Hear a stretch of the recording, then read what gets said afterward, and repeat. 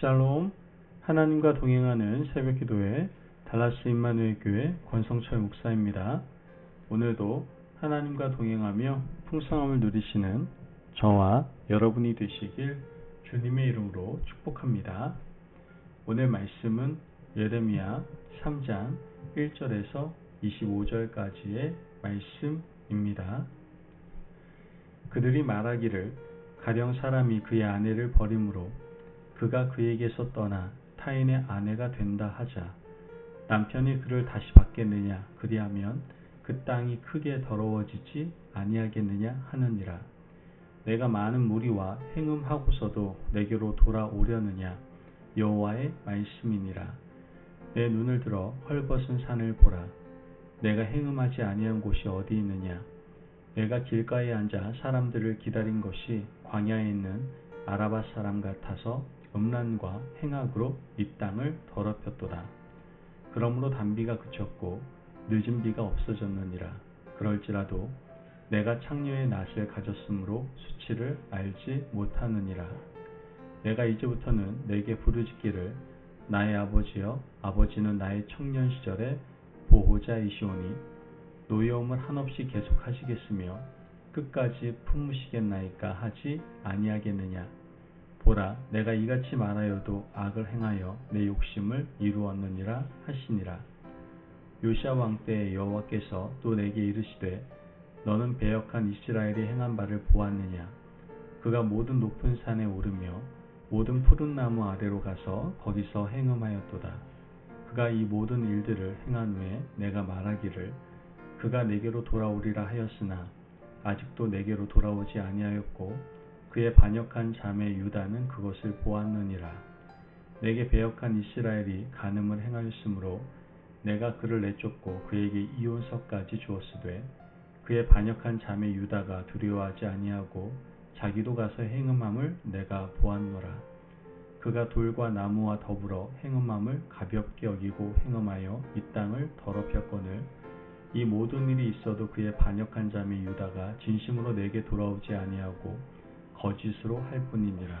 여호와의 말씀이니라.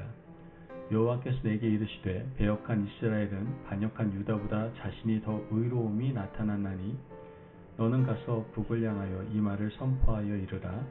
여호와께서 이르시되 배역한 이스라엘아 돌아오라. 나의 노한 얼굴을 너희에게로 향하지 아니하리라. 나는 긍휼이 있는 자라 너를 한없이 품지 아니하느니라. 여호와의 말씀이니라. 너는 오직 내 죄를 자복하라. 이는 내 하나님 여호와를 배반하고 내 길로 달려 이방인들에게로 나아가 모든 푸른 나무 아래로 가서 내 목소리를 듣지 아니하였음이라. 여호와의 말씀이니라. 여호와의 말씀이니라. 배역한 자식들아 돌아오라. 나는 너희 남편임이라. 내가 너희를 성읍에서 하나와 족속 중에서 둘을 택하여 너희를 시온으로 데려오겠고 내가 또 내 마음에 합한 목자들을 너희에게 주리니 그들이 지식과 명철로 너희를 양육하리라. 여호와의 말씀이니라.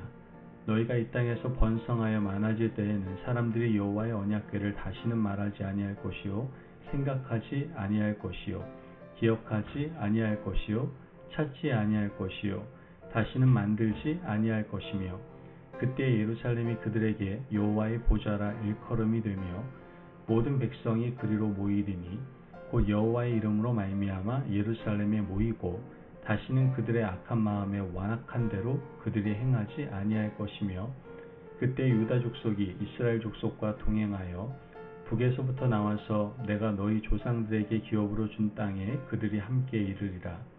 내가 말하기를 내가 어떻게 하든지 너를 자녀들 중에 두며 허다한 나라들 중에 아름다운 기업인 이 귀한 땅을 내게 주리라 하였고 내가 다시 말하기를 너희가 나를 나의 아버지라 하고 나를 떠나지 말 것이니라 하였노라. 그런데 이스라엘 족속아 마치 아내가 그의 남편을 속이고 떠나감 같이 너희가 확실히 나를 속였느니라. 여호와의 말씀이니라. 소리가 헐벗은 산 위에 들리니 곧 이스라엘 자손이 애곡하며 간구하는 것이라. 그들이 그들의 길을 굽게 하며 자기 하나님 여호와를 잊어버렸음이로다.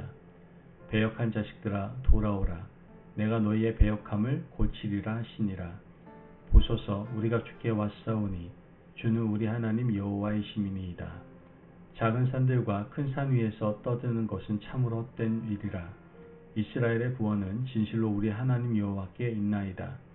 부끄러운 그것이 우리가 청년의 때로부터 우리 조상들의 산업인 양떼와 소떼와 아들들과 딸들을 삼켰사온즉 우리는 수치 중에 눕겠고 우리의 치욕이 우리를 덮을 것이니 이는 우리와 우리 조상들이 청년의 때로부터 오늘까지 우리 하나님 여호와께 범죄하여 우리 하나님 여호와의 목소리에 순종하지 아니하였음이니이다. 아멘. 하나님의 말씀입니다. 오늘 우리가 읽은 본문에는 하나님께서 예레미야 선지자를 통해서 유다 백성들을 책망하시는 장면이 나오고 있습니다. 하나님께서는 남유다 백성들이 깨달음이 없다라고 책망을 하고 계십니다. 남유다 백성들은 눈앞에서 동족이 멸망하는 것을 분명히 보았습니다. 북이스라엘이 망하는 것을 보고도 그들은 전혀 깨달음을 얻지 못했다는 것이죠. 하나님은 너무나도 이해할 수 없다라고 말씀하십니다. 6절 말씀을 보면 요시야 왕 때에 여호와께서 또 내게 이르시되 너는 배역한 이스라엘이 행한 바를 보았느냐?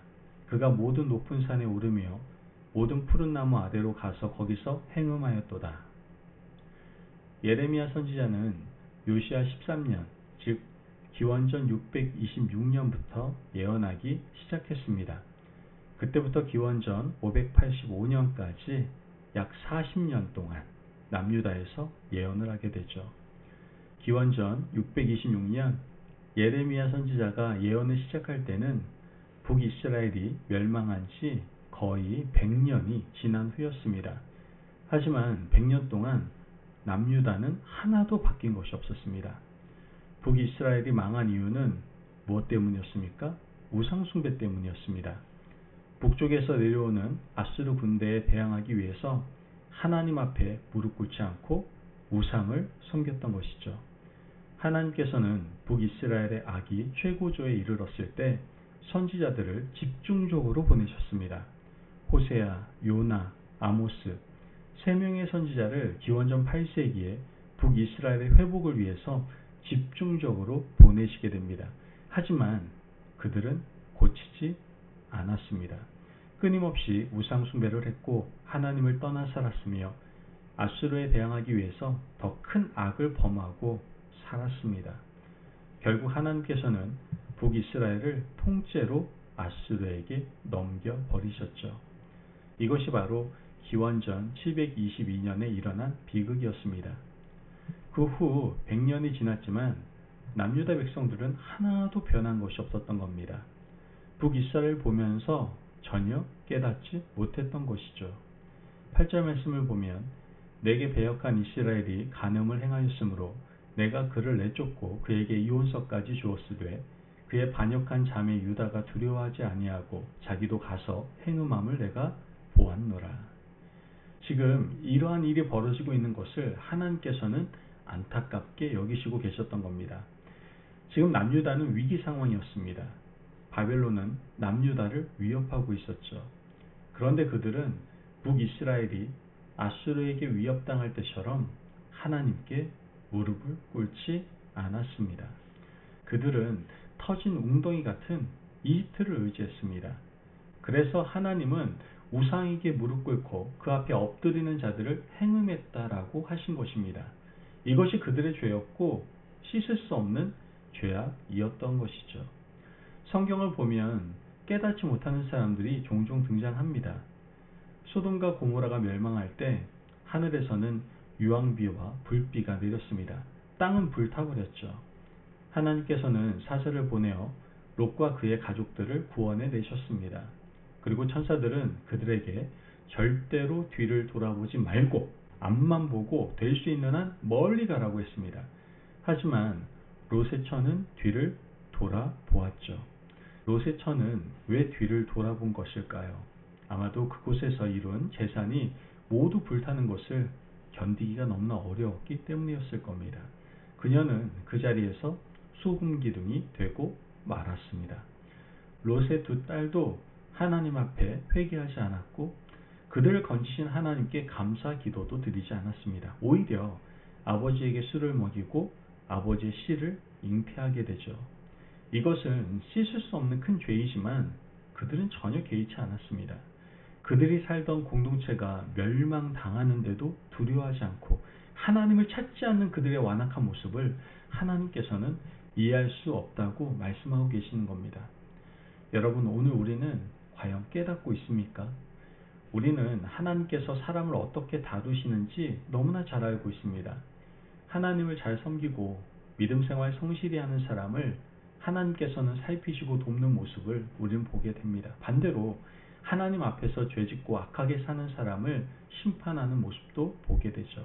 그럼에도 불구하고 우리가 깨달음이 없다면 우리도 남유다 백성들처럼 어리석은 사람들임에 틀림이 없다는 것이죠.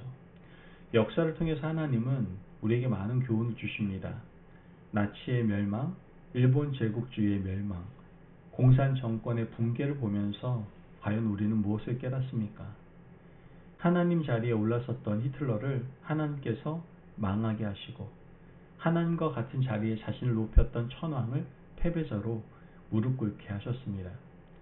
하나님 자리에 올라섰던 공산 정권의 수많은 지도자들을 멸망시키시고 그들의 최후를 보게 하셨습니다.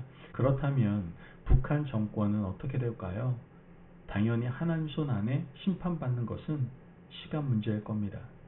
우리는 하나님께서 지금도 역사를 통해서 교훈하신다는 사실을 붙들고 살아야 합니다.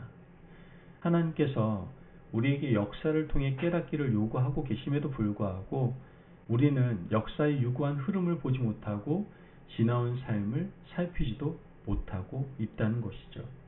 하나님께서 남유다 백성들에게 요구하는 것은 한 가지였습니다. 14절 말씀을 보면 여호와의 말씀이니라 배역한 자들아 돌아오라 나는 너희 남편임이라 내가 너희를 성읍에서 하나와 족속 중에서 둘을 택하여 너희를 시온으로 데려오겠고. 하나님께서는 행음한 유다 백성들을 여전히 기다리고 있다라고 말씀하시는 겁니다. 아직까지 시간이 있으니 돌아오기만 하면 너희들을 시온에서 품어줄 것이라고 말씀하고 계시는 것이죠. 남편이라고 표현하는 히브리어 단어는 바알입니다. 우상 바알과 발음이 똑같습니다. 일종의 언어의 유희입니다. 너희들은 우상 바알을 따르지 말고 남편이신 하나님, 즉 바알에게 무릎을 꿇고 돌아오라는 말씀인 겁니다. 이 일을 위해서 하나님께서는 선지자들을 보내겠다라고 말씀하십니다. 15절 말씀을 보면 내가 또 내 마음에 합한 목자들을 너희에게 주리니 그들이 지식과 명철로 너희를 양육하리라. 사람들은 거들떠 보지도 않았던 변방의 제사장이었지만 하나님 마음에 합한 예레미야를 목자로 주셨습니다.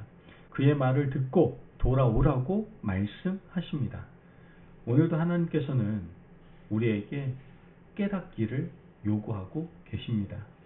그러므로 우리 눈앞에 보이는 많은 일들 가운데 역사의 교훈을 기억하고 하나님 한 분만 섬기기를 바라시는 하나님의 경륜 앞에서 무릎 꿇고 결단할 수 있는 귀한 하루가 되시길 주님의 이름으로 축복합니다.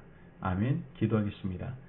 사랑이 많으신 하나님 감사합니다. 오늘도 우리에게 귀한 말씀의 은혜 허락하시니 감사합니다. 하나님, 나 자신과 주변의 실패를 보고 늘 깨달을 수 있는 은혜가 우리 가운데 넘쳐흐르게 하여 주옵소서. 역사가 주는 교훈을 마음속 깊이 간직할 수 있도록 도와주시고 늘 하나님의 경륜 앞에서 무릎 꿇고 결단하며 살아갈 수 있는 저희들 되게 하여 주옵소서. 감사하며 예수님의 이름으로 기도합니다. 아멘. 오늘도 하나님과 동행하며 풍성함을 누리시는 저와 여러분이 되시길 주의 이름으로 축복합니다. 여러분 늘 하나님의 은혜를 기억하시기를 바랍니다.